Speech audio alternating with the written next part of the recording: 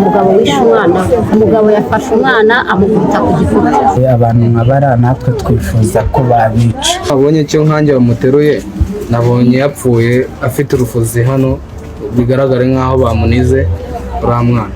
Uwase Kezia ni umwana wari ufite imyaka 5 y'amavuko, yabanaga na papa we mu karere ka Gasabo mu murenge wa Gisozi, akagari ka Ruhango mu mudugudu wa Kanyinya. Nyuma y'igihe ngo mama w'uyu mwana yarabataye yaragiye ngo bitewe n'amakimbirane yagiranaga n'umugabo we, ngo baje kumva inkuru y'incamugongo ahasaga saa moya za mu gitondo uyu mwana witwa Uwase Kezia ngo yamaze gushira mu mwuka, bikekwa ko yaba yishwe na papa w'umubyara. Bamwe mu baturage bageze ku murambo wa nyakwigendera mbere ndetse n'abaturanyi be bavuga ko uyu mugabo ashobora kuba yinigiye umwana ngo cyangwa se akamufata akamukubita ku rukuta nk'uko babigarukaho. Umugabo yishe umwana we batandukanye na nyina, batandukanye.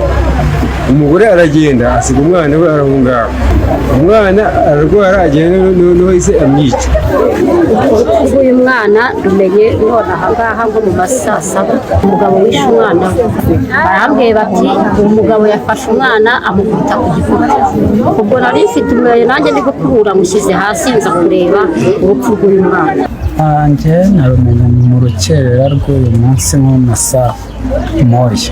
Njyewe ko nabibonye donke ku buriri bwabo bakimuterura twasanze amaraso. Urebye gutya nasanze asa nk'uwamunize ariho ibikomere. Abonye cyo nkanjye bamuteruye, nabonye yapfuye afite urufuzi hano, bigaragare nk'aho bamunize uriya mwana. Nkuko nigo umuntu nyine hano akishushanya. Aha kandi bakomeza bavuga ko ngo uyu mugabo yarasanzwe afata nabi uyu mwana, ikindi kandi bamusabira ngo kuba yahanwa by'intangarugero. Bahaturiye hano hepfo barimo yamukubise ku gikuta, abandi bakavuga bati yari amaze igihe amukubita inkoni akamworosera mu buriri akamutonyora. Umwana ngo yajya amubona ise atashye akajya atonyoka, akajya aho yatonyotse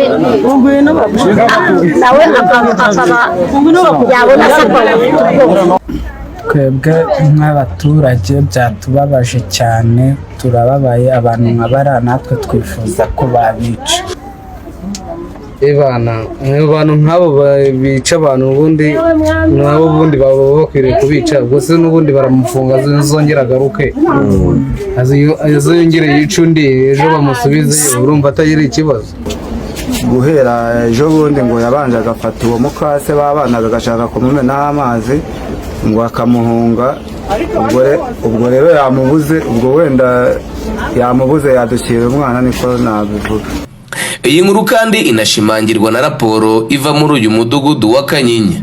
BTN TV ubwo yavaga ahabereye ibi byago, urwego rw'ubugenzacyaha RIB ndetse na polisi bari batwaye umurambo wa nyakwigendera, mu gihe uyu mugabo wikeka ko ari we wiciye umwana we nawe ngo akaba yari yamaze gutabwa muri yombi.